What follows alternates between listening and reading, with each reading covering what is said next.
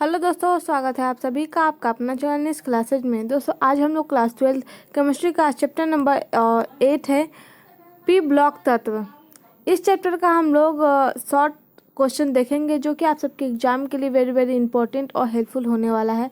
तो दोस्तों अंत तक बने रहिए, वीडियो को स्किप मत कीजिए। और अगर आप लोगों ने अभी तक हमारे चैनल सब्सक्राइब नहीं किया है तो प्लीज़ वीडियो को लाइक करें, चैनल को सब्सक्राइब करें और बेल आइकन को दबा दें ताकि जितने भी अपडेट्स हो सबसे पहले आपके पास पहुँचे। और इस वीडियो को ज़्यादा से ज़्यादा अपने दोस्तों में शेयर करिए। और अगर आप लोगों ने इससे पहले का वीडियो नहीं देखा है तो डिस्क्रिप्शन में उनका लिंक दिया गया है, वहाँ से आप लोग देख सकते हैं। वहाँ पे सभी का प्लेलिस्ट दिया गया है, वहाँ पे objective question, subjective question, physics, chemistry, biology, model paper सब चीज़ वहाँ पे है, वहाँ पर देख सकते हैं। और आप हमारे सोशल मीडिया प्लेटफॉर्म को भी फॉलो कर सकते हैं। इंस्टाग्राम पे हमारे कुछ साइंस के नॉलेज दिया जाता है, वहाँ पर भी आप लोग फॉलो कर सकते हैं। तो चलिए इस सेशन को शुरू कर क्वेश्चन देखेंगे। तो चलिए हमारा फर्स्ट क्वेश्चन है, हैलोजन रंगीन क्यों होते हैं। इस क्वेश्चन में बोला गया है कि जो हैलोजन है वो रंगीन क्यों होते हैं, यानी कलरफुल क्यों होते हैं। तो इसका जो जवाब हो जाएगा वो हो जाएगा हैलोजन अणु प्रकाश का जो है अवशोषण करते हैं। हैलोजन जो है अणु प्रकाश का अवशोषण करते हैं जब बाहरी इलेक्ट्रॉन उत्तेजित होकर उच्च ऊर्जा स्तर को छिपा देता है। यहाँ पे छिपा हो जाएगा। तो ये जो है मतलब उत्तेजित जो मतलब ऊर्जा होती है उस स्तर को छिपा देता है और जब वापस लौटते समय वह विकिरण उत्सर्जित करता है, जिसके कारण जो है हैलोजन का जो अणु होते हैं वो रंगीन हो जाते हैं। तो हैलोजन रंगीन इसलिए होते हैं क्योंकि जब उनका अणु जो है वह प्रकाश को अवशोषित करता है, इलेक्ट्रॉन उत्तेजित करता है। जब उत्तेजित हो जाता है तो ऊर्जा के स्तर में मतलब छिप जाता है। जब वापस लौटता है तो वह विकिरण करता है और जिसके कारण ये हैलोजन अणु रंगीन होते हैं। तो ये हो चुके हैं कंप्लीटेड। तो बढ़ते हैं आगे।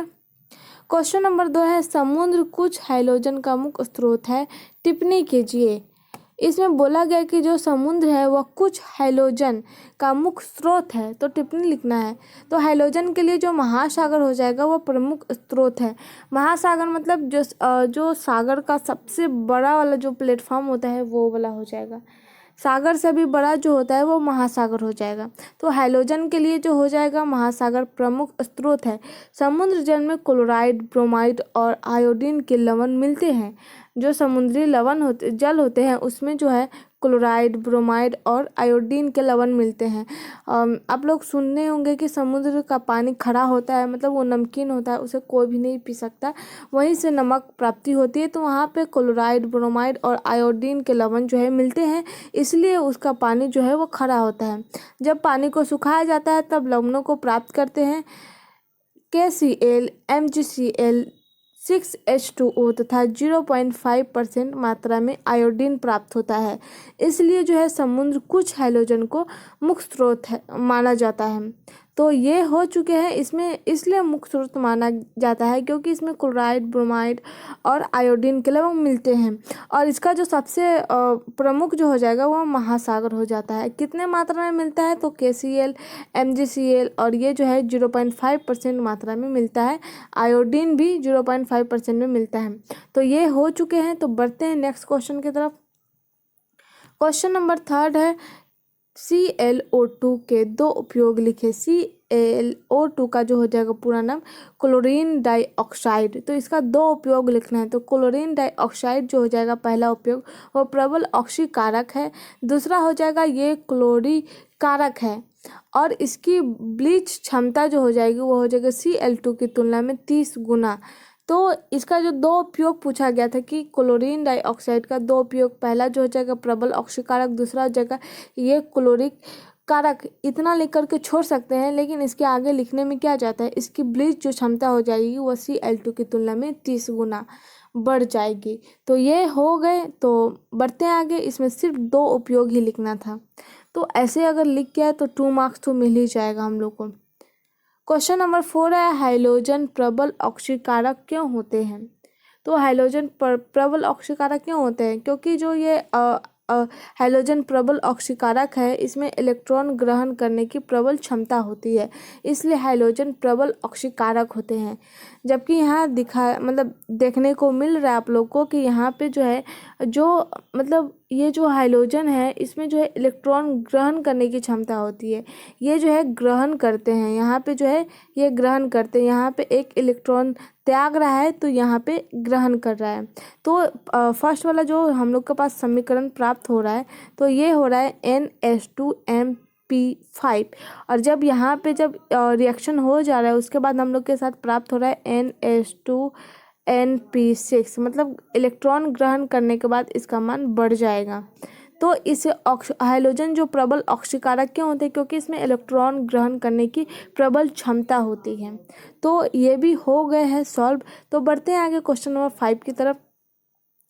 क्वेश्चन नंबर 5 है नाइट्रोजन की क्रियाशीलता फास्फोरस से भिन्न क्यों होती है। नाइट्रोजन की क्रियाशीलता यानी उसका जो काम है उसके बारे में बोला गया है, फास्फोरस से भिन्न यानी अलग क्यों होती है। तो नाइट्रोजन की जो क्रियाशीलता जो फास्फोरस की तुलना में भिन्न भिन्न होती है, इनके बहुत सारे कारण हैं, तो यहाँ पे सिर्फ 4 कारण देंगे अभी। क्योंकि जो नाइट्रोजन की क्रियाशीलता फास्फोरस से कम होती है तो नाइट्रोजन का जो आकार हो जाएगा वो छोटा हो जाता है, उच्च आयनन एंथैल्पी तथा विद्युत ऋणात्मकता हो जाएगी नाइट्रोजन में। डी कक्ष की अनुपस्थिति, नाइट्रोजन में डी कक्ष की अनुपस्थिति रहती है, मतलब डी कक्ष उसमें उपस्थित नहीं रहते हैं। और चौथा हो जाएगा नाइट्रोजन में पी पाई सिंगल बॉन्ड पी पाई बहु आबंध बनाने की क्षमता होती है, जो स्वयं एवं दूसरे परमाणु के साथ बना सकती है, जिसके कारण जो है वह फास्फोरस से भिन्न होती है। नाइट्रोजन क्रियाशीलता होती है लेकिन फास्फोरस से भिन्न होती है।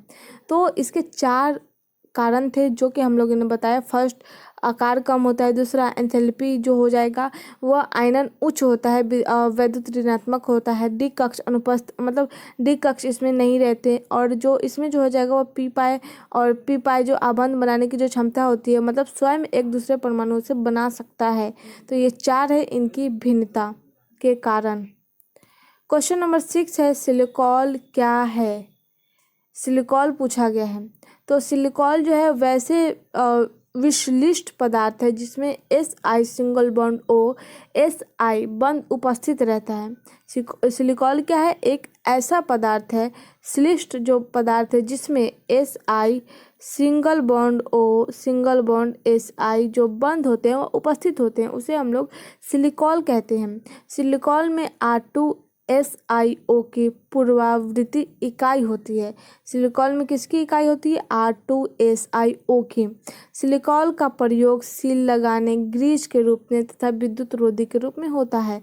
तो इस क्वेश्चन में पूछा गया था सिलिकॉन क्या है, जो कि हम लोगों ने बता दिया। सिलिकॉन एक विश्लिष्ट पदार्थ है जिसमें SI single bond O SI single bond ये या फिर बंध जो उपस्थित रहता है इसे सिलिकॉन बोलते हैं। इसका उपयोग जो हो जाएगा सील लगाने, ग्रीस के रूप में या फिर विद्युत रोधी के रूप में किया जाता है।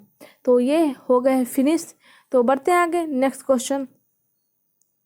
क्वेश्चन नंबर 7 है क्यों डाइऑक्सीजन एक गैस है जबकि सल्फर एक ठोस।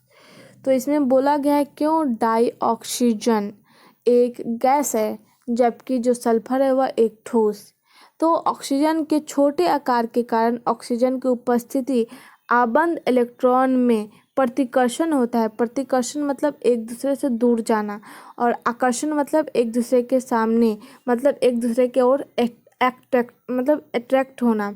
तो ये हो गया प्रतिकर्षण, मतलब एक दूसरे से दूर जा रहा है। तो ऑक्सीजन के छोटे आकार के कारण ऑक्सीजन की उपस्थिति आबंध इलेक्ट्रॉन में प्रतिकर्षण होता है, जबकि S सिंगल बॉन्ड S में यानी सल्फर में जो हो जाएगा, सल्फर का आकार बड़ा होने के कारण प्रतिकर्षण कम होता है।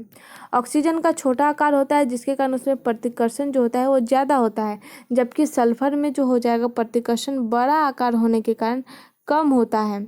परिमाण स्वरूप जो है O सिंगल बॉन्ड O आबंध के लिए वियोजन कम होती है। दूसरे शब्दों में बोला जाए तो सल्फर सहबंध की उच्च योग्यता रखता है।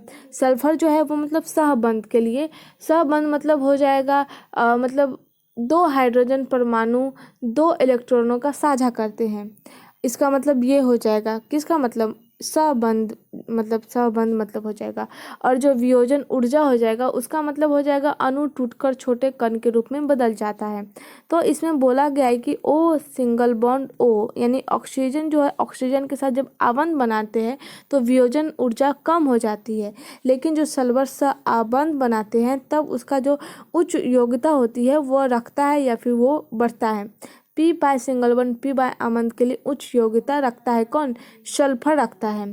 तो ऑक्सीजन प्रबल अस्थायी द्विपरमाणु यानी O2 अणु बनाता है, जबकि ऑक्सीजन ऐसा नहीं करता है। तो ये हो गए, क्योंकि इसमें बोला गया क्यों डाई ऑक्सीजन एक गैस है जबकि सल्फर एक ठोस। तो इसका मतलब 2 या 3 कारण दे सकते हैं। फर्स्ट ऑफ ऑल ऑक्सीजन का आकार कम होता है जिसके कारण वो इलेक्ट्रॉन में प्रतिकर्षण करता है। दूसरा हो जाएगा डाइऑक्साइड का, इसका जो आबंध होता है ओ सिंगल बॉन्ड ओ के बीच उसकी वियोजन ऊर्जा जो हो जाएगी कम हो जाएगी। और तीसरा जो हो जाएगा मतलब इसके अंदर जो है p pi bond single bond p pi के आबंध के लिए जो ये है जो उच्च योग्यता नहीं रखता है। ये 3 हो गए। अगर सल्फर का बोला जाए कि ये ठोस क्यों है तो इसका फर्स्ट ऑफ ऑल हो जाएगा कि मतलब इसका आकार बड़ा होता है जिसके कारण प्रतिकर्षण कम होता है।